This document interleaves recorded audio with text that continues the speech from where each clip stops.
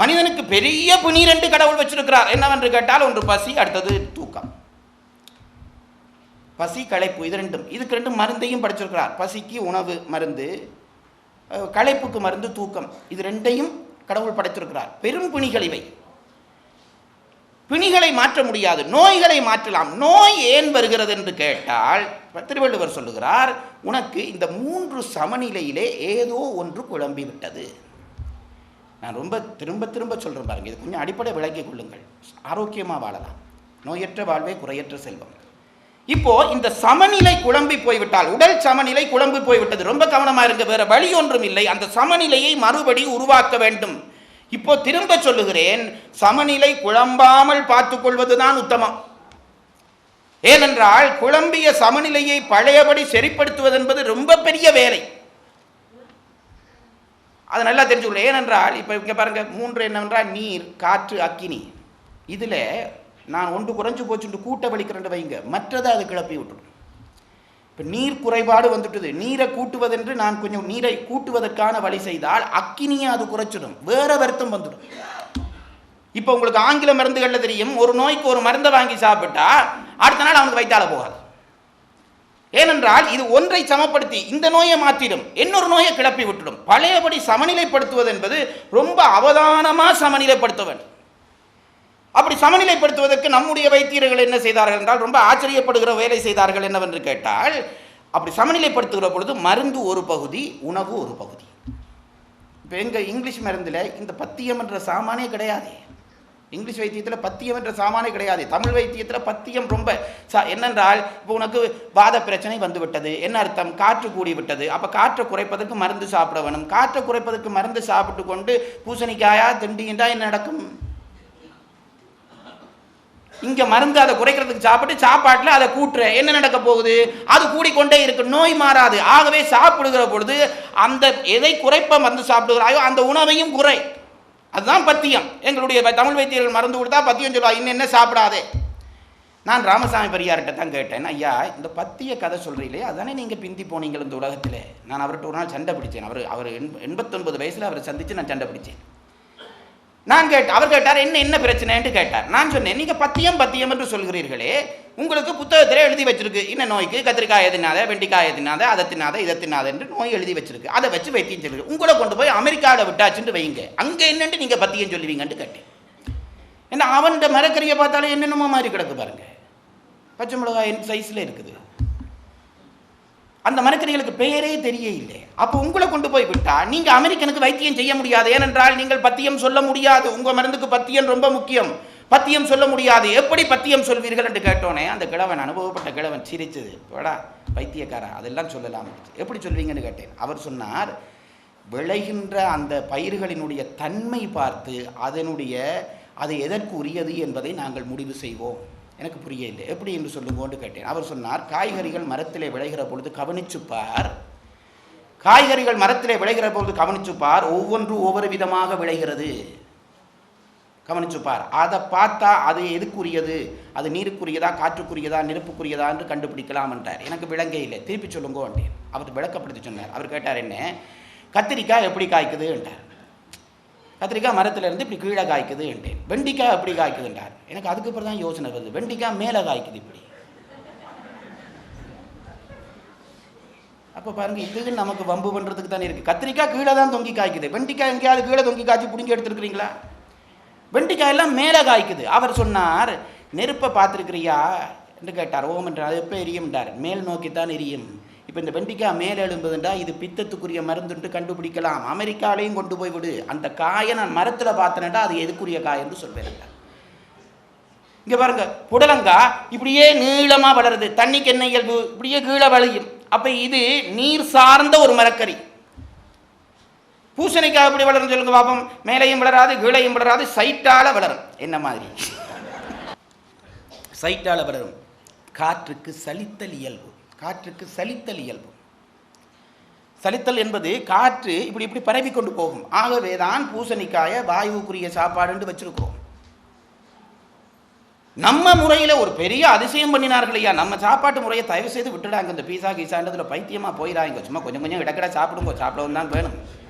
ஏன்னு சொல்ல ஏன் அனுமதி தர்றேன்னா நானும் அடிக்கடி அடிக்கிறேன். நம்ம தமிழ் முறை சமையல் முறை இருக்கிறது, அது என்ன பண்ணியிருக்கிறார்கள் என்றால் உணவாகவும் தந்து அந்த உணவு சமைக்கும் முறையிலேயே மருந்தையும் சேர்த்திருக்கிறார்கள். இங்க பாருங்க, வெந்தயம், சின்ன சீரகம், பெருஞ்சீரகம், கடுகு, மஞ்சள் தூள், சாப்பாட்டுக்கு என்னத்துக்கு தேவை? அத்தனையும் மெடிசன் பாருங்க. அதை சாப்பாட்டில் சேர்த்து சாப்பாட்டை ருசியுமாக்கி அதுக்குரிய மருந்து பண்ணியிருக்காங்க. இங்க பாருங்க, நீங்கள் தொடர்ந்து பித்த சாப்பாடு, வெண்டிக்காய் அப்படி ஏதாவது பித்த சாப்பாடு, இப்போ இனி உங்களுக்கு தெரியும், காயில நிமித்து பாருங்க, அப்படி பித்த சாப்பாடு சாப்பிட்டீங்கன்னா இடையில ஒரு நாளைக்கு இஞ்சி சேர்த்துக்கொள், அதை கட்டுப்படுத்திடும். நாங்கள் இப்போ இஞ்சியே விட்டுட்டோமே, கடுகையே விட்டுட்டோமே, வெந்தயம் இத்தனை பேர் சமையலில் பாவிக்கிறீர்கள். எங்கள் ஆட்சி முதி சொல்லுவா, வெந்தயம் இல்லா சோத்துக்கு பந்தயம் இல்லைன்னு. கடையில் சொதி சாப்பிடலாம் தானே, என்ன கடைக்காரனுக்கு வெந்தயம் போட்டு சொதி வச்சு தருவானே, வீட்டில் போடு. ஏன்னா அதெல்லாம் மருந்து போட்டால் என்ன நடக்கும்ன்றா நீ, அதான் நான் சும்மா கேட்குறேன், தேங்காய் பாலா புளிஞ்சு திண்டதுகள் எங்கட மூதாதையர்கள், அதுகளுக்கு அதிகம் ஹார்ட் அட்டாக் வரையில்லை, நமக்கு தொப்பு தொப்புண்டு விழுகிறோம். என்ன காரணம் என்றால் அவன் தேங்காய் பாலையும் திண்டு அது முறிக்கிற மருந்தையும் தின்றான். சொதி வச்சா இந்த வெந்தயம் போடாமல் சொதி வச்சது இல்லை, முறிச்சிடும் பாலை. நோய்க்கான மருந்தையும் சேர்த்து வெள்ளைக்காரனுக்கு சாப்பாடு அப்படியே அவிச்சு போட்டு மிளகு தூள் உப்பு இப்படி பவுடர் போட்ட மாதிரி போட்டுட்டு சும்மா தின்றான்.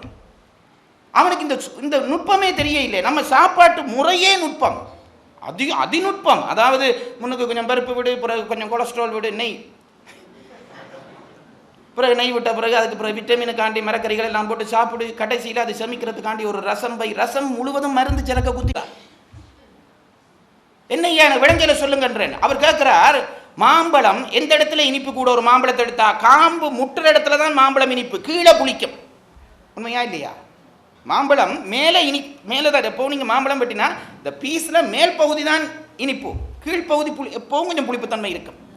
இதே பப்பாப்பழத்தை பாருங்க, காம்பு முட்டின இடத்துல கொஞ்சம் கயர்ப்பு இருக்கு, கீழே தான் இனிக்கும். அப்போ இதை ஒவ்வொன்றா அந்த மனுஷன் சொல்லிச்சு பாரு. எனக்கு அன்றைக்கு அந்த ஆள் சொன்னது ஒரு தொகை எனக்கு மறந்து போச்சு.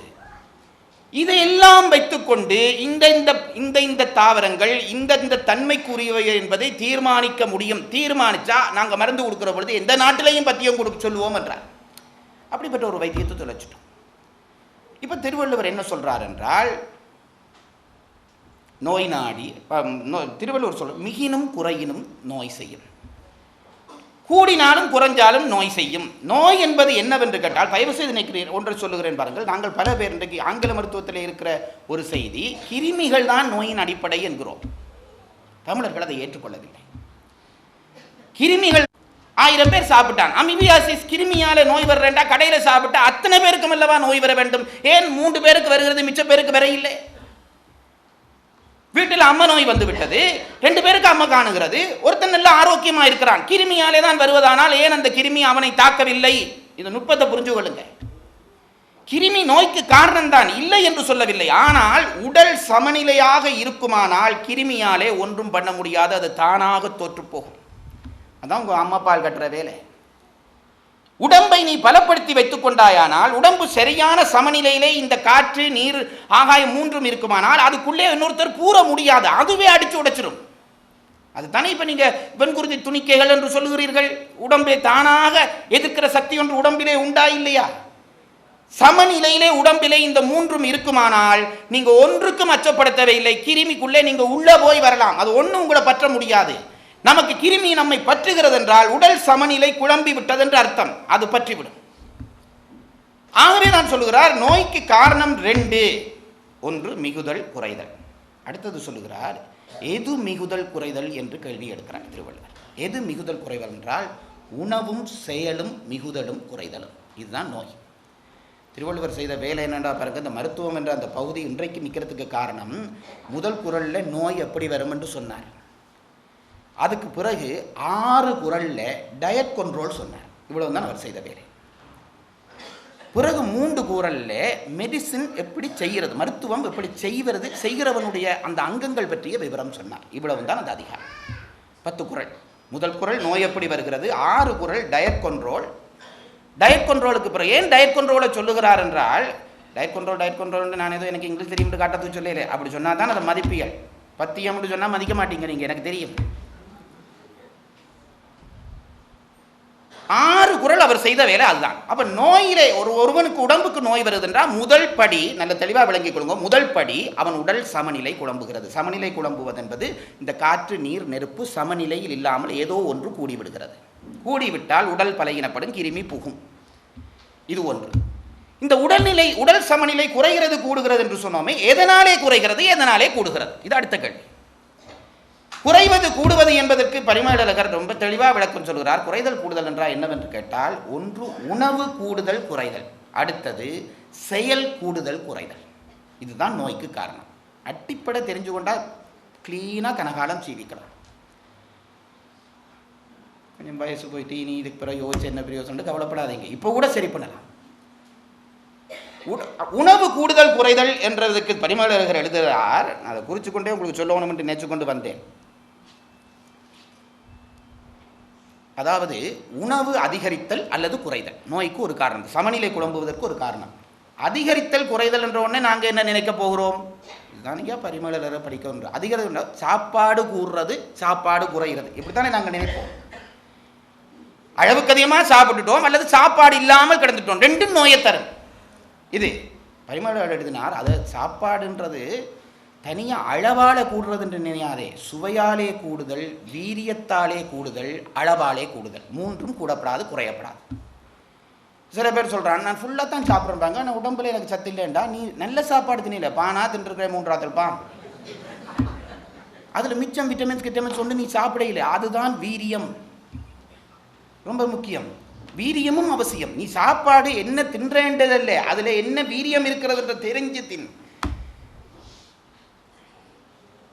நீங்கள் சிரிக்கிறத பார்த்தா இதை என்ன பார்த்து சிரிக்கிற மாதிரி இருக்கிறது. அப்போ ஒரு உணவு கூடுதல் குறைதல் என்பது அளவாலே கூடுதல் ஒன்று, அடுத்தது வீரியத்தாலேயும் கூடி குறையப்படாது, சம உணவாக இருக்க வேண்டும். வீரியம் என்று நான் எதை சொல்றேன் தெரியுமா? அந்த உணவு தரக்கூடிய சக்தி, அந்த சக்தியினுடைய அளவு. இப்போ அதான் இப்போ பீஸாவை கூடான்னு நான் சொல்றதுக்கு காரணம் அது இன்னமும் விடுவது இல்லை. சொல்றதுக்கு காரணம் பாருங்க, அவன் என்ன செய்யறான், ருசி தருமன்றதுக்காக முள்ளு சீசையும் போட்டு அதுக்குள்ள என்னென்ன கொழுப்பு சாப்பாடு இருக்கோ போட்டு தந்தா ருசியாத்தான் இருக்கும். வீரியத்தால் மிகுந்தது நோய்க்கு காரணமாக. சமநிலை இல்லை. அந்த வீரியத்தை கெடுப்பதற்கான மாற்று அந்த உணவிலே இல்லை. அதனால என்ன நடக்கும் என்றால், நீங்க தின்ற உடனே அவ்வளவு அளவுக்கு அதிகமான சக்தி, எதுக்கும் ஒரு லெவல் இருக்க வேண்டும் அல்லவா? இப்ப என்னென்றால் குறையவும் படாது. எப்படி விட்டமின் இல்லாம சாப்பிட்டவன் நோஞ்சனா போய் இருக்கிறானோ என்றால், அது நான் பார்த்தேன் பெரும்பாலும் பணக்கார வீட்டு பிள்ளைலாம் இப்படி தான் இருக்குது. ஏண்டா அம்மா புள்ள பிறந்த 1 மாதத்திலேயே விட்டமின் கொடுக்க தொடங்கிடுறா. பிறகு அந்த பிள்ளைகளுக்கு நின்றாமல் இருந்தாமல் உடம்பினுடைய இயற்கை எதிர்பார்த்தல் தொலைஞ்சே போயிடுது பாருங்க. நான் இந்த ரோட்டில் பார்க்குறேன் பாருங்க, ஒரு மனுஷர் காலமாக நான் போய்க்க படுத்து கிடந்து எழும்புது, ஒரு பட்டியனை எழும்பி நிற்கிறான்னு சும்மா ஆளை பார்த்தா கட்டி கறின்னு சும்மா நான் நிற்கிறேன்னு, எந்த கிருமி வந்தாலும் 8 மைலுக்கு அங்கால ஓடிடும். ரோட்டு கரையில் படுக்கிறான். எதிர்ப்பு சக்தி அவனுடைய உடம்புல அவ்வளவு இருக்கு. இப்போ நாங்கள் அளவுக்கு அதிகமாக காட்டுகிற குழந்தைகளில் காட்டுகிற அக்கறை என்பது அதனுடைய உடம்பினுடைய இயற்பு சக்தியை நாம் தொலைக்கிறோம். அப்போ உணவு அதிகரித்தல் குறைதல் மிகவும் குறைதலும் என்றேனே, உணவு அளவால கூடவும் படாது குறையவும் படாது, வீரியத்தால கூடவும் படாது குறையவும் படாது. 3வது சொன்னாரே அது நுட்பம், ருசியால கூடவும் படாது குறையவும் படாது. இது ரொம்ப நுட்பம். சில பேர் ருசிக்குதுன்ட்டு ரொம்ப ருசியான சாப்பாடு ஆபத்துண்டு தெரிஞ்சுக்கொள். அதே நேரத்தில் ரொம்ப ருசி இல்லாத சாப்பாட்டையும் தின்னாதே. உங்க கன பேர் டயபெட்டிஸ் வந்துட்டு குறிஞ்சாவை வேண்டி இடிச்சு சாராக்கி நாங்கள் 3 தரம் குடிக்கிறோம், நீங்கள் குடிக்கிறீர்கள், என்னையும் கொல்ல பார்க்கிறோம்.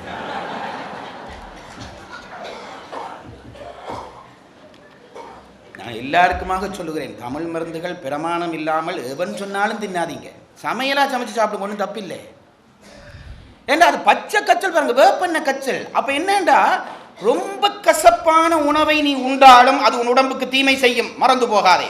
அது ஒன்றுக்கு மருந்தாகி இன்னொன்றுக்கு நஞ்சாகி விடும். பித்தம் கிளம்பிச்சுன்னா கிளம்பினாதான் பாருங்க, இப்போ ஒன்றும் பண்ண முடியாது. ஆகவே ஒரு உணவு கூடுதல் குறைதல் மிகினும் குறையினும் என்று திருவள்ளுவன் சொன்னானே, உணவு கூடுதல் குறைதல் என்பது சுவையாலே கூடக்கூடாது, வீரியத்தாலே சுவையாலே கூடி குறையக்கூடாது, வீரியத்தாலே கூடி குறையக்கூடாது, அளவாலே கூடி குறையக்கூடாது.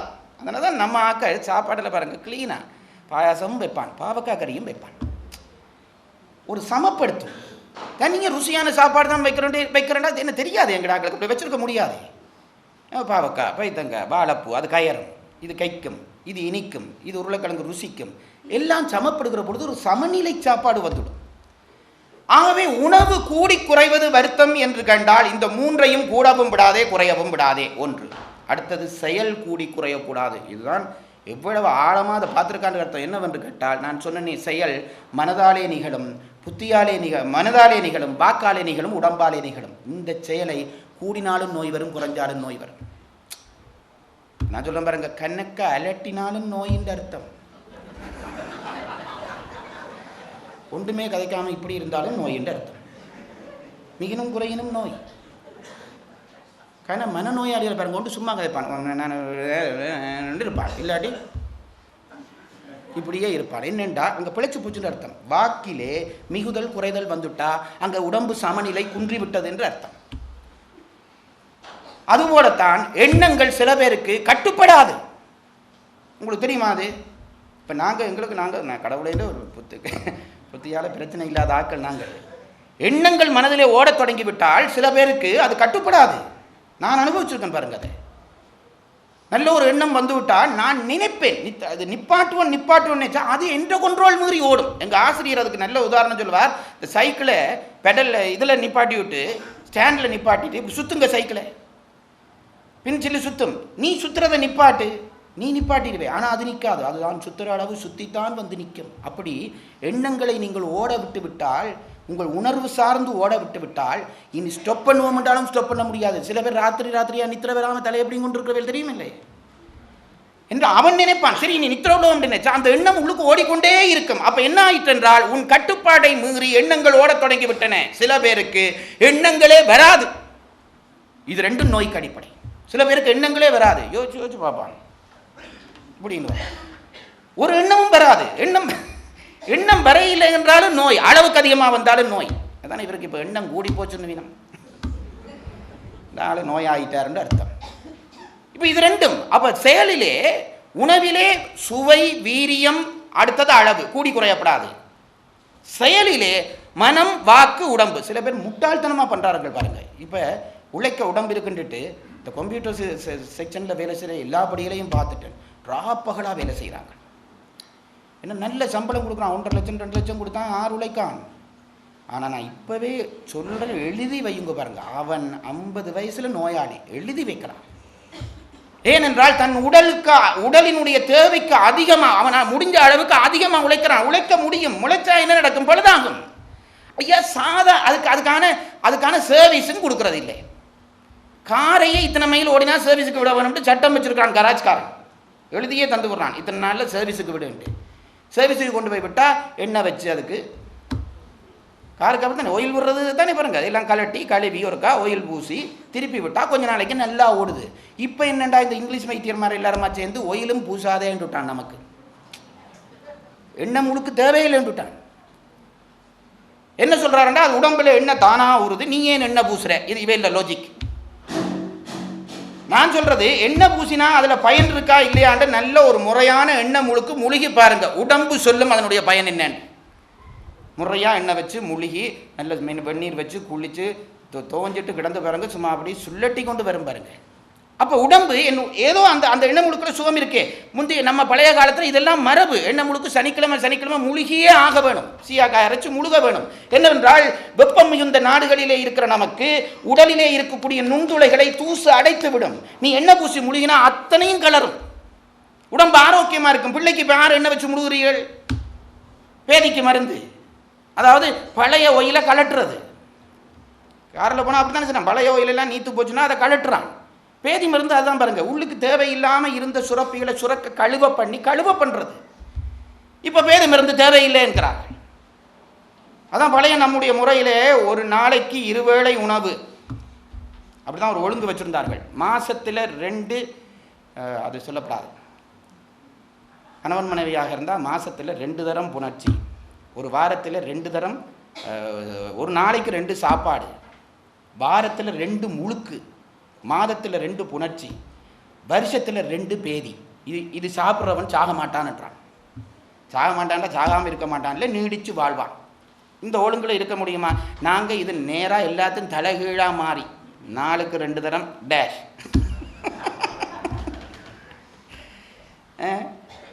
அப்படி இருந்தால் அப்போ உடம்பை நாம் கெடுக்கிறது தீர்மானம் பண்ணி கெடுத்துட்டு பிறகு கெட்டவனை கவலைப்படுகிறோம். இந்த சமநிலை தான். அதான் அவர்கள் சொன்னார்கள், ஒன்றும் ஒழுங்கும் பண்ணாதே, சாப்பாட்டை சமநிலையில் வச்சுக்கொள், செயலை சமநிலையிலே, அளவுக்கு அதிகமாக கணக்க மனதை ஓட விடாத, கண்ட்ரோல் பண்ணி, வார்த்தையை கணக்க பேசாதே, வார்த்தையை கணக்க பேசினாலே நோய். இப்போ எல்லாரும் நிறைய பேசுகிறோம், சும்மா பேசுகிறோம். ஒருத்தர் நான் எனக்கு சில நேரத்தில் சீண்டு போயிருப்பாருங்க. ஒருத்தரை கண்டு எனக்கு ஒரு கதை சொல்லுவார். உங்களுக்கு தெரியுமா, நான் வந்து அங்கே இருந்த நான் அந்த கந்தையா வீட்டுக்கு பக்கத்தில் இருந்த நான், எனக்கு ஏன் அது கந்தையா வீட்டுக்கு பக்கத்தில் இருந்தேன், எனக்கு நான் இருந்தேன், நான் இவ்வளவும் போதும் தானே. நான் இப்படியே மனதுக்குள்ளே எடிட் பண்ணுறது, இது என்னென்னத்தை வெட்டலாம்ட்டு. நான் தெரியாமல் நான் சொல்கிற கந்தையா உங்களுக்கு ஆறுண்டு தெரியுதோ, அடுத்ததாக கேட்பேன். தெரியலைண்டா, கந்தையாவை தெரியலையே. முந்தைய இந்த புண்ணால கட்டுவனில் போஸ்ட் மாஸ்டர் இருந்தார் சுந்தரமூர்த்தி, எனக்கு கந்தையாவையே தெரியல. பிறகு அவரை சொல்ல ஒரு சுந்தரமூர்த்தியை கொண்டாடுறோம். நான் ஒரு அளவில் பார்த்து ஓமம் தெரியும்ன்றது, இல்லாட்டி என்னங்க கணக்க புண்ணியமூர்த்திகள் எல்லாம் மந்திரி நம்பிங்க. இப்படி கதையாதே, கதைச்சா அது உன்னுடைய உடல் சமநிலையை குழப்பும். நான் சொல்லல பாருங்க, பரிமள எடுக்கிறார். ஆகவே நோய்க்கு காரணம் இந்த மூன்றையும் குறை. மனச்செயலை குறை, உடல் செயலை குறை, அறிவு வாக்கு செயலை குறை. குறைக்கணும்டா உண்டா குறைச்சிடக்கூடாது, பேசாமல் இருந்தாலும் நோய். அதான் சொல்றேன், மிகினும் குறையினும் நோய் செய். இதுதான் நோய்க்கு அடிப்படை. இந்த நோயை மாற்றுவதற்கு என்ன மருந்துன்னு கேட்டோனே திருவள்ளுவர் சொன்னார். சும்மா டக் டக்குன்னு சொல்றேன். திருவள்ளுவர் சொன்னார், மருந்தென வேண்டாவாம் யாக்கைக்கு, அருந்தியது அற்றது போற்றி உனின். டேய், டாக்டர்கிட்ட போகாதடா, போனா துளைஞ்சே. டாக்டர்கிட்ட போகாதே. என்ன செய்ய வேணும் என்றால், மருந்தென வேண்டாவாம் யாக்கைக்கு, உடம்புக்கு, இந்த உடம்புன்ற மெஷினுக்கு மருந்து தேவையில்லை, நீயே அதை வடிவாக மெயின்டைன் பண்ணலாம். என்ன செய்ய வேணும், மருந்து சாப்பிடாம இருக்கிறதுக்கு என்ன செய்ய வேண்டும் சொன்னார், அருந்தியது அற்றது போற்றி உனின்.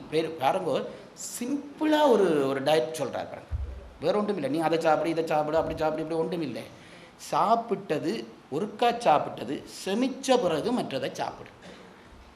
என்ன அட்வைஸ் பாருங்க. ஒருக்கா சாப்பிட்டது செமிச்ச பிறகு, அருந்தியது அற்றது போற்றி உனின். அதாவது நீ சாப்பிட்ட சாப்பாடு செமிச்சிட்டதுன்னு தெரியுதா. நல்ல ஒரு ரொம்ப முக்கியம் சொல்கிறேன் பாருங்க.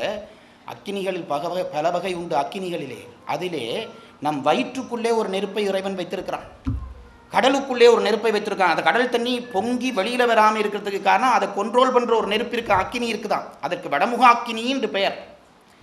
அந்த அக்கினி தான் தண்ணீரை ஒரு கட்டுப்பாட்டிலே வைத்திருக்கிறது. அது மாதிரி நம்ம வயிற்றுக்குள்ளே ஒரு நெருப்பு இருக்கிறது. அந்த நெருப்பு என்ன செய்யும் என்று கேட்டால், உண்ணுகிற உணவை அப்படியே எரிச்சு தள்ளிடும். அதனாலே தான் சாதாரண நாட்களிலேயே உனக்கு நீ வழிபாடு செய்யலாம் என்று நம் மூதாதையர்கள் சொன்ன பொழுது சொன்னார்கள், தண்ணி அள்ளி வாக்குற பொழுது நம சிவாயன்ட்டு வார், லிங்கத்துக்கு சிவலிங்கத்துக்கு வாக்குறேன்ட்டு நினைச்சு கொண்டு வார், அபிஷேகம் முடிஞ்சது. சாப்பாடு அள்ளி வாய்க்குள்ள போடுகிற பொழுது, இங்க ஹோமம் வளர்க்கிறது, நெருப்பு ரெடியா வச்சிருக்கிறார் கடவுள், இந்த ஹோமத்துக்கு நான் போடுகிறேன் என்று நினைச்சு போடு, எரிச்சு போடும். என்ற அத்தனையும் சிவார்ப்பணம். இது பெரிய விஷயம், அதை விட்டுடுவோம், இந்த அளவுக்கெல்லாம் போக வேண்டாம். அப்போ உள்ளுக்கு போடுற பொழுது நெருப்பு, வயிற்றுக்குள்ளே இருக்க நெருப்பு எரிக்க வேண்டும். அதான் நான் எனக்கு பாருங்க, எந்த பாசையிலையும் நல்ல நுட்பம் உண்டு. சிங்களவர்கள் பசிக்கு என்ன பேர் வச்சிருக்கிறார்கள் தெரியுமோ, படகினின்னு பேர் வச்சிருக்காங்க. கினி என்றால் நெருப்பு, வயிற்றில் இருக்கிற நெருப்புன்னு அர்த்தம். நான் சொல்றது விளங்குறது இல்லவா? எங்களுக்கு அது உண்டு, உதராக்கினி என்று அதுக்கு பெயர். வயிற்றில் நெருப்பு உண்டு. அந்த நெருப்பு என்ன செய்யும் என்றால், நீ போடுகிற சாமான எரிக்கும். தயவு செய்து அதை எரிச்சு முடிக்க மட்டும் விடு. இப்போ ஒரு குப்பையை நெருப்பு வச்சு கொளுத்துறோம் பாருங்க, கொளுத்தி ஒரு குப்பை போட்டு அது கொஞ்சம் மிளாசி எரிஞ்ச பிறகுதான் மற்ற குப்பை போடணும். சில பேர் என்ன செய்வான், ஆசையில் அவ்வளோத்தையும் அள்ளி கொட்டுவான் டிவியில் நாடகம் பார்க்கறதுக்கு. அது நெருப்பு நூந்து போனா போட்டதெல்லாம் கிடந்து மணக்கும். சொல்றது இல்லை இல்லை, அப்படி மணக்கும். எங்கள்ல இங்க நெருப்பு கடவுள் வச்சிருக்கார், கொஞ்சம் கொஞ்சமா போடு, அது கொளுத்தி தள்ளி சாம்பல் ஆக்கினோன்னா அடுத்தது போடு. அதுதான் சொல்லுகிறார், மருந்தென வேண்டாவாம் யாக்கைக்கு, அருந்தியது அற்றது போற்றி உனின். நீ சாப்பிட்டது செமிச்சு போச்சுன்னு தெரிஞ்ச பிறகு சாப்பிடு, ஒரு நோயும் இல்லை. அதில் அடுத்த பெரிய விஷயம் சொல்றாங்க, பரிமளர் சொல்றார், அருந்தியது அற்றதை எப்படி உணர்வது என்று கேட்கிறார். சாப்பிட்டது செமிச்சு போச்சுன்னு எப்படி தெரியும், இதை எப்படி கண்டுபிடிக்கிறது அப்படின்னா, போய் ஒரு ஸ்கேனிங் எடுத்து உள்ளுக்கு சாப்பாடு இருக்காண்டா பார்த்து, ஒன்றும் இல்லை, அதுக்கு வழி சொல்லுகிறார். அது ரொம்ப நல்ல தமிழில் சொல்கிறான், நான் என்னுடைய கொச்ச தமிழில் சொல்கிறேன். அதாவது 2, 1 ஏவரை வந்தால் சாப்பாட்டு மனம் இருக்கப்படாது. தேக்கின் தூய்மை. நீ நல்லா பசிச்சா பசி ஏவரேண்டு ஒன்று இருக்குது, புளிச்சல் ஏவரேண்டு ஒன்று இருக்குது. ரெண்டு ஏவரையும் பெரும்பாலும் ரொம்ப பசிச்சாலும் ஒரு காற்று வரும் வயிற்றுல இருந்து. அந்த காற்றிலே வாசனை இருக்கப்படாது. காற்றுல வாசனை இல்லைண்டா வயிற்றுக்குள்ள சாப்பாடு இல்லைன்ற அர்த்தம். இதை நீங்கள் கண்டுபிடிக்கிறதுக்கு ஸ்கேனிங்குக்கு 5000 ரூபா கொடுப்பீங்க. ஈஸியாக சொல்லித்தர்றேன். தேக்கின் தூய்மை. அடுத்தது முக்கியம், புலன்கள் சாப்பாட்டுக்கு ரெடியாகும். வயிற்றில் பசிச்சு காட்டும் வயிறு, கடவுள் அப்படி பண்ணியிருக்காரு பாருங்க, அற்புதம். பசிச்சு காட்டும், வாய் ஊறும். சில நேரத்தில் எங்களுக்கு பசிக்கிறதே இல்லை, அது பசிக்குதோ இல்லையோ பிடிக்கிட்டு நாங்கள் தள்ளி விட்டுறது உள்ளுக்கு. வயிறு பசிச்சு காட்ட வேண்டும்.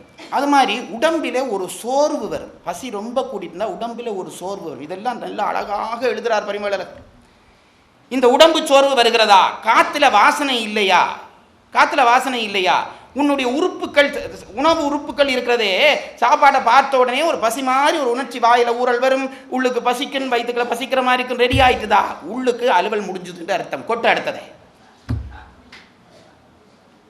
எழுதுறாரு பாருங்க.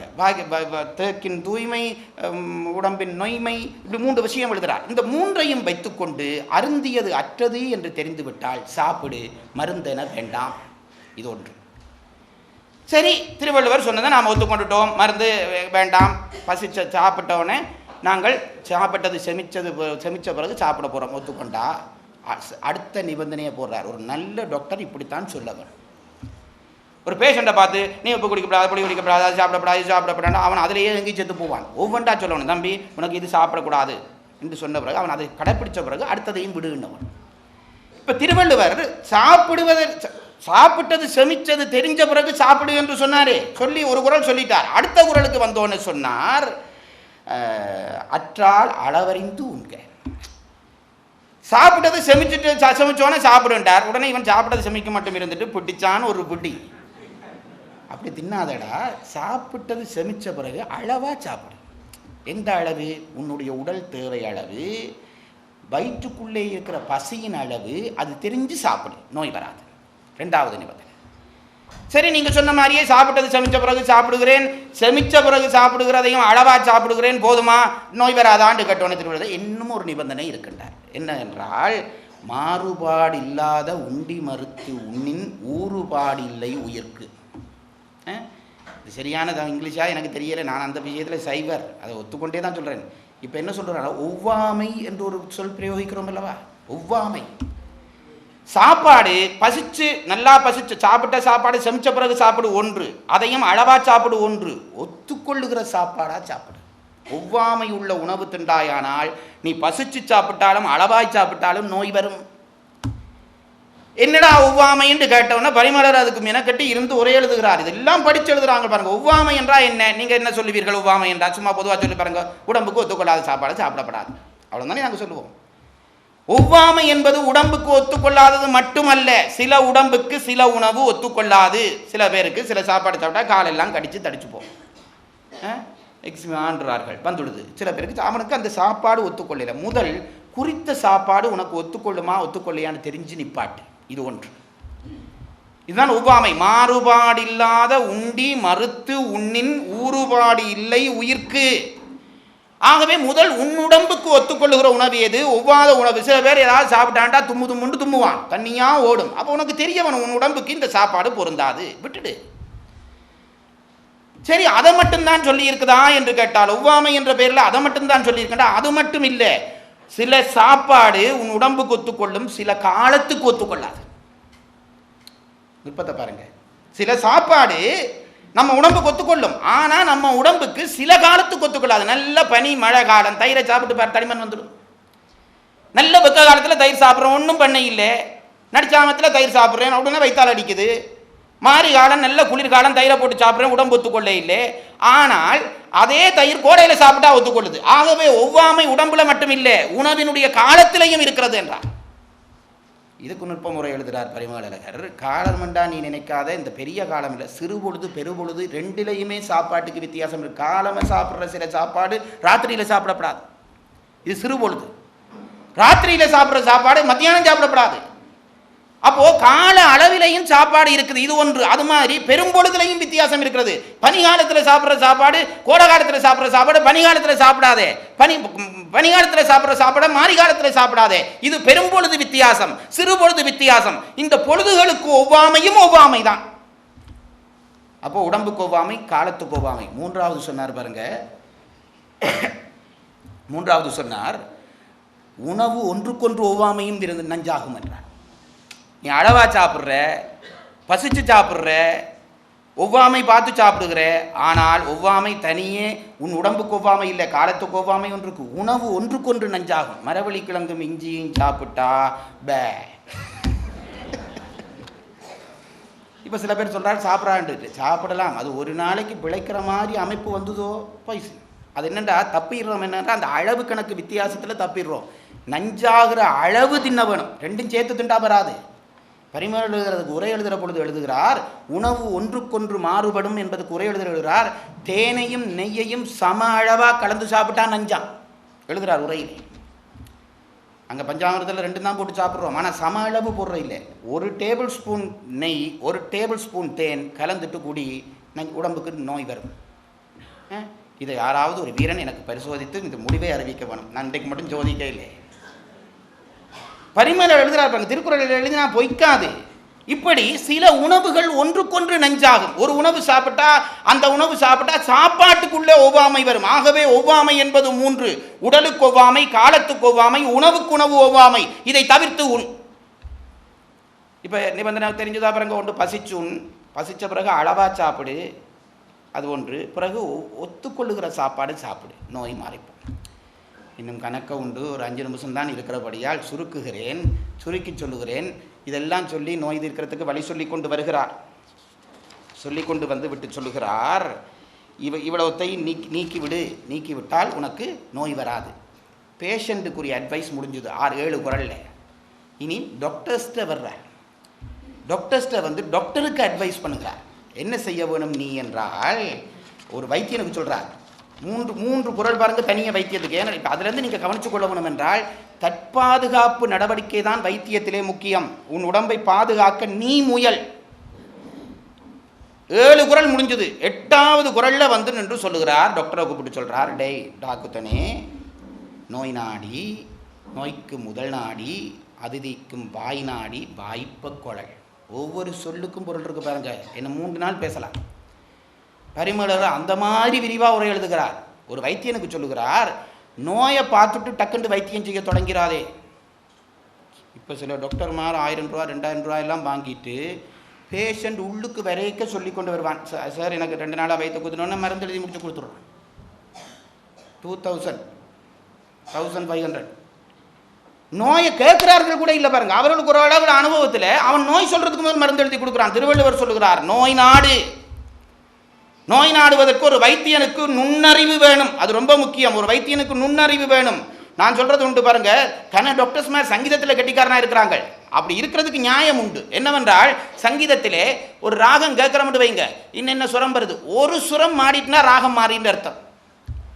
அது மாதிரி நோய் அடையாளங்களிலே ஒரு அடையாளம் மாறிச்சுன்னா நோய் மாறிடும். இதை கண்டுபிடிக்கிற நுட்பம் டாக்டருக்கு வேணும். இப்போ பாருங்க, நெருப்பு காய்ச்சலுக்கு ஒரு அடையாளம் தலையிடி. தலையிடின்னு ஒருத்தன் வந்தால் நெருப்பு காய்ச்சலாக இருக்குமோன்னு டாக்டர் யோசிக்கவன்.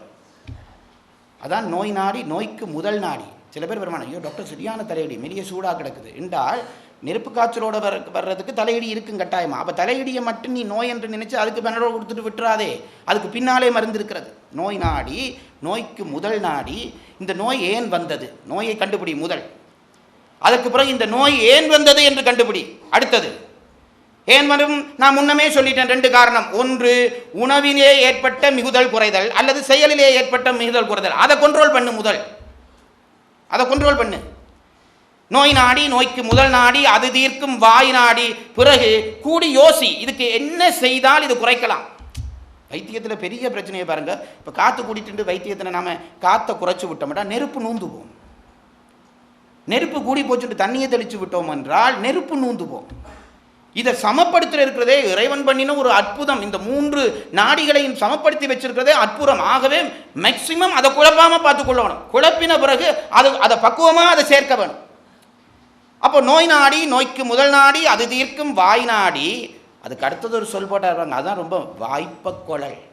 அந்தந்த உடம்புக்கு அந்த மருந்து பொருந்துமாண்டு தெரிஞ்சு குர்றான்ற வாய்ப்ப குழல். சும்மா எல்லா மருந்தையும் தூக்கி கொடுத்துறாதே. சில பேர் இப்போ அப்படித்தான். இப்போ இது நான் ஐயோ முருகா, நான் பொதுவில் சொல்கிறேன் பாருங்க. என்னென்னா கன மருந்தை இப்போ சில பேர் இப்போ என்ன செய்கிறாரு, ஒரு நோய்க்கு 5 ஆன்டிபயோட்டிக் கொடுக்குறாரு. என்ன 5ல் ஏதோ ஒன்றில் நோய் மாறிப்போம். டாக்டர் கெட்டிக்காரன்னு வான்சேன. ஒவ்வொரு மருந்துக்கும் ஒரு எதிர்விளைவு உடம்பிலே உண்டு, மறந்து போகாதீர்கள். ஒவ்வொரு மருந்துக்கும் எதிர்விளைவு உண்டு. உனக்கு என்ன, அவன் கெட்டிக்காரன் சொல்ல போறான். ஏண்டா காய்ச்சல் மாறி போச்சு, அவனுக்கு வந்து காய்ச்சல் மாறி போச்சு, இவன் கெட்டிக்காரன் சொல்ல போறான். அவருக்கு அடுத்த மாதம் தொடங்க போற வருத்தம் அவருக்கு தெரியாது. ஆகவே வாய்ப்ப குழல் இது பொருந்துமா என்று ஆராய்ந்து கொடு என்றார் திருவள்ளுவர். இது டாக்டருக்கு சொன்ன அட்வைஸ். அடுத்தது சொன்னார், உற்றான் அளவும் பிணியளவும் காலமும் கற்றான் கருதி செயல். ஒரு டாக்டருக்கு சொல்கிறார் அட்வைஸ், 3 விஷயம் பார்த்துக்கொள். உற்றான் அளவு, நோய் வந்தவனுடைய அளவு பார்த்துக்கொள். இதுக்கெல்லாம் அதிநுட்ப உரைகள் கிடக்கு பாருங்க. அதாவது நோய் வந்தவனுக்குரிய அளவு பார்க்குறேன்டா அவனுடைய உடம்பு எந்த அளவில் தாங்கும், அவனுடைய பருவம், பெரிய பிள்ளைகளுக்கு கொடுக்குறத சின்ன பிள்ளைக்கு அந்த மருந்து கொடுக்கப்படாது, பருவம் தாங்குமான்னு பார்க்க வேணும். அதான் உற்றான் அளவுன்றது பகுதிகளாக பிரிக்கிறார். பிறகு உற்றான் அளவும் பிணி அளவும், நோயை கணிக்க வேணும் ஒரு டாக்டர். நோயிலேயே சில நோய் ஆரம்ப நிலையில் இருக்கும், சில பேர் நோய் முத்தின நிலையில் இருக்கும். ஆரம்ப நிலையில் இருக்க கொடுக்குற மருந்து முத்தின நிலைக்கு கொடுக்கப்படாது, முத்தின நிலையில் உள்ள நோய்க்கு மருந்து ஆரம்ப நிலைக்கு கொடுக்கப்படாது. இது ஆராய்ஞ்சு கொடுக்க வேணும் என்றார்.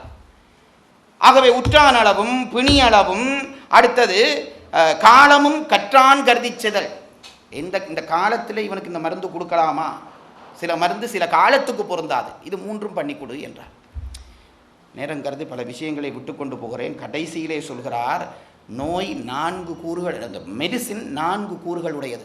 இப்போவும் நீங்கள் யாராவது இந்த டாக்டர்ஸுக்கு படிக்கிறவர்கள் பயம் இல்லாமல் போய் ஒரு கருத்தரங்கு தொடங்குகிற பொழுது நாங்கள் மெடிசன் என்ற பகுதியை 4ஆக பிரிக்கலாம் என்று திருவள்ளுவரை நம்பி நீங்கள் கோடு போடலாம். ஒருத்தன் பிழைக்க முடியாது. என்ன சொன்னார்? முதல் நோயாளி, அடுத்தது டாக்டர், அடுத்த நோயாளி, அடுத்தது டாக்டர், அடுத்தது அப்போவே சொல்லிட்டு பாருங்க நர்ஸ் அட்டெண்டன்ட் உப உத்தியோகங்கள் கொடுத்துருக்கோம் பாருங்க, அந்த உத்தியோகஸ்தன் அவனும் வைத்தியத்தினுடைய ஒரு கூறு. அட்டெண்டன்ட் நர்ஸ் இல்லாமல் நீங்கள் வைத்தியம் செய்ய முடியாது. ஆகவே டாக்டர், நோயாளி, டாக்டர், அட்டெண்டன்ட் அல்லது நர்ஸ், அதாவது அது என்ன இப்போ சொல்கிறார்கள், இந்த உப தொழிலாளர்கள், அப்படியா வைத்தியத்தில் ஏதோ ஒன்று சொல்கிறார்கள், அப்படி தொழிலாளிகள், தாதியர்கள், அப்படி அந்த மாதிரி தொழிலாளிகள். அடுத்த 3வது கூறு, 4வது கூறு மருந்து. இந்த 4ம் சேர்ந்தால் தான் வைத்தியம் என்றார்.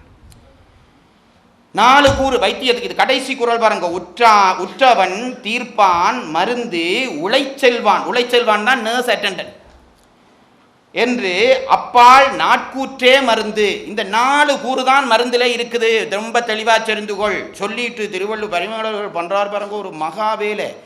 நாட்கூற்று என்று சொன்னபடியா பேஷண்ட்டுக்கு 4 தகுதி வேணுமென்றார், டாக்டருக்கு 4 தகுதி வேணுமென்றார், அட்டெண்டனுக்கு 4 தகுதி வேணுமென்றார், மருந்துக்கு 4 தகுதி வேணுமென்றார். இது யார் நினைப்பான்?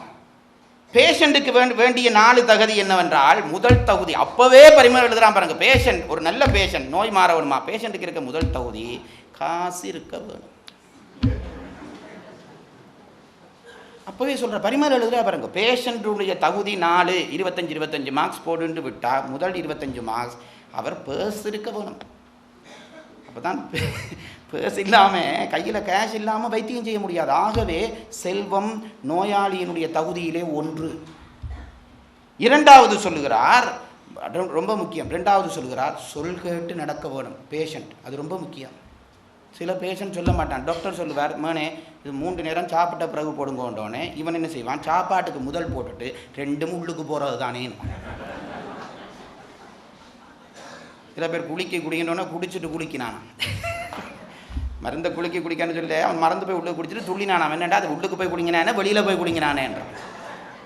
சில பேர் அப்படி இருப்பான். எனக்கு தெரிஞ்ச எங்கள் சொந்தக்காரர்களே ஒருத்தருக்கு, அவர் டாக்டர்கிட்ட போய் டாக்டர்கிட்ட சொல்லுக்கு கட்டுப்பட மாட்டான். டாக்டர்கிட்ட போய் டாக்டர் மருந்து கொஞ்சம் பொறுங்க என்ன எழுதுறீங்கன்னு கேட்பான். சில பேஷண்ட்ஸ் இப்படி இருக்கான். டாக்டர் பாவம் அப்புறாணியாக இருந்தால் சொல்லும், அது இன்னும் உது எனக்கு சரி வராத, உது எனக்கு வைத்தால் அடிக்கும், நீங்கள் அந்த இதை எழுதுங்க, என்னென்றால் டெட்ராசைக்கிள்னு எழுதுங்க. இவர் மருந்து சொல்லி டாக்டரை கொண்டு வச்சு எழுதி வைப்பேன். ஆகவே வைத்தியனுக்கு இருக்கிற குணம், ஒன்று செல்வம் இருக்க வேண்டும், மற்றது சொல் கேட்டு டாக்டர் என்ன சொல்கிறானோ அதன்படி கேட்டு நடக்க வேண்டும். 2வது 3வது நோயை அறிகிற தன்மை இருக்க வேண்டும், நுண்ணுணர்வு இருக்க வேண்டும். இப்போவும் நீங்கள் ஹாஸ்பிட்டலுக்கு போனால் பேஷண்ட்ஸ்கிட்ட ஹிஸ்ட்ரி எடுக்கிறான், அவனுடைய வரலாறு எடுத்தால், வரலாறு எடுக்கிற பொழுது அவன் தன் நோய் பற்றிய விவரங்களையும் அவனுடைய இதையும் சொல்ல வேண்டும். என்றால் டாக்டர் எவ்வளவு கட்டிக்காரனாக இருந்தாலும் ஒரு அளவு தான் டாக்டர் நோயை கண்டுபிடிக்க முடியும் என்றால் அவர் குறிகளை வைத்து இனங்காணுகிறவரே தவிர அவருக்கு தெரியாது நோய் ஆர்கிட்ட கிடக்கு, அவன்கிட்ட நோய் இருக்குது. டாகுத்தன் பாவம் என்ற நோயை என்னுடைய அடையாளங்களை வச்சு கண்டுபிடிப்பாரு தவிர சரியா தெரியாது. ஒரு அடையாளத்தை அவர் பிழையா முடிவு பண்ணினாரோ மருந்த பிழையா தந்துடுவார், வருத்தம் மாறாது. ஆகவே என்னுடைய நோயிலே இன்னென்ன அடையாளங்கள் எனக்கு இருக்கு என்பதை நுண்ணறிவுடைய ஒரு பேஷண்ட் தெளிவாக முதல் சொல்ல வேண்டும். இந்த தெளிவு பேஷண்ட்டுடைய தகுதியிலே அடுத்த தகுதி, பேஷண்ட் தகுதியில் அடுத்த தகுதி. அதாவது உள்ளுணர்ச்சி உள்ளவனா பேஷண்ட் இருந்தால் டாக்டருக்கு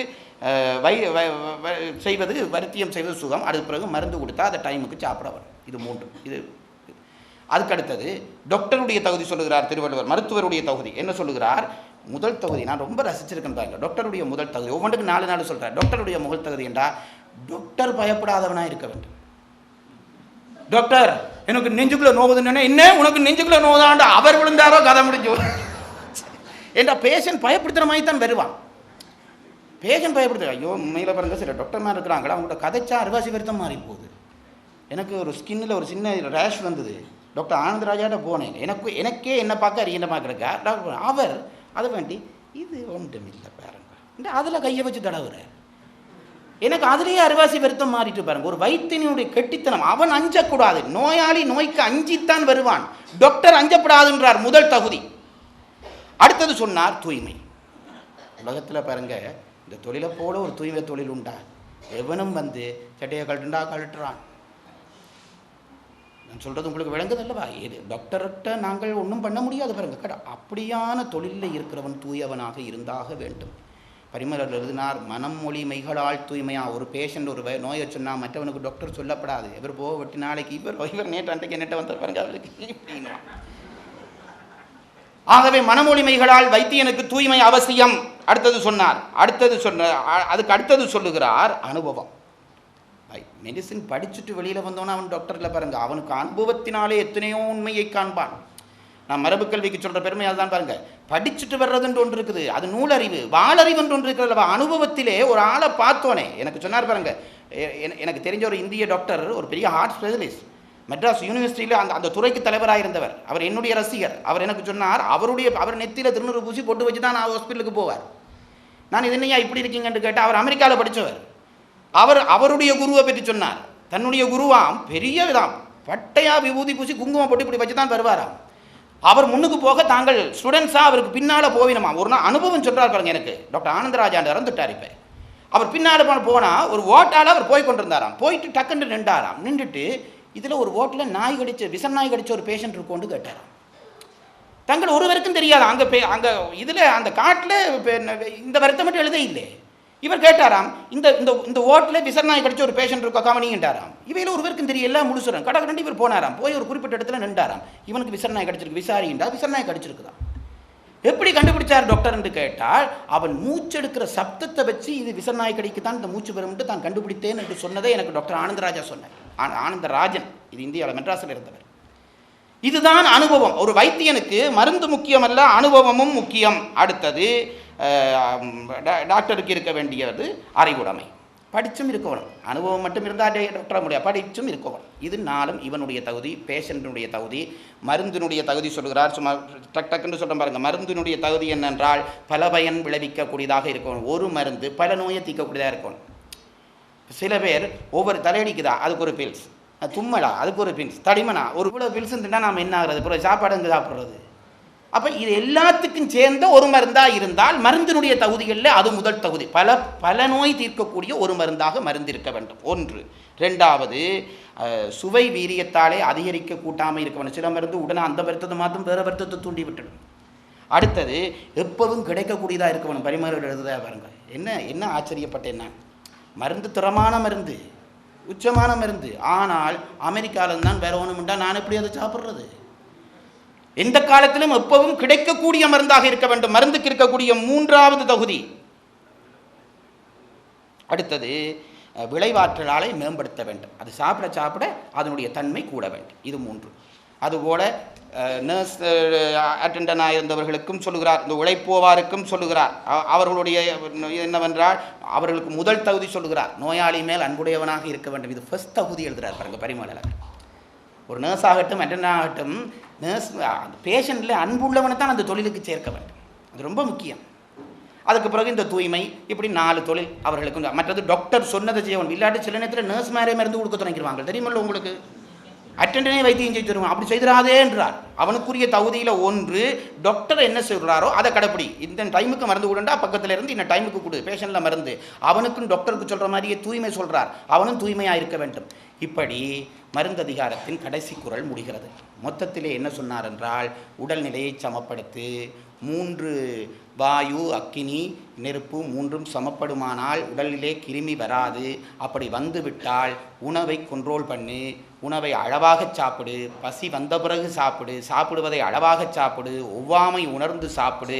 அதற்கு மேலும் நோய் வந்தால் டாக்டர்கிட்ட போ, டாக்டர் நோய் நாடி, நோய் முதல் நாடி, அதன் வாய் நாடி வாய்ப்பை மருந்து கொடு. அதற்கு பிறகு டாக்டர் என்ன வகையில் இருக்க வேண்டும், பேஷண்ட் என்ன வகையில் இருக்க வேண்டும், மருந்து என்ன வகையில் இருக்க வேண்டும் என்று மருந்து அதிகாரத்தை முடிக்கிறார். இப்போ நான் கேட்குறேன் பாருங்கள், இந்த அதிகாரத்தை இன்னும் 25 வருஷத்துக்கு பிறகு மெடிசின் இருக்கிற ஒரு வகுப்பில் நான் சொல்ல முடியும். அதுதான் திருவள்ளுவருடைய வெற்றி. மருந்து என்ற அமைப்பு தோற்று போய்விடும். ஆனால் இன்னும் 50 ஆண்டு கழிந்தாலும் இந்த மருந்து அதிகாரத்தை நான் ஒரு மருத்துவ மாணவர்களுக்கு பேச முடியும். இதை யாரும் மறக்க முடியாது. இன்றைக்கு இந்த விஷயத்திலே ஒன்றை கூட மறக்க முடியாது.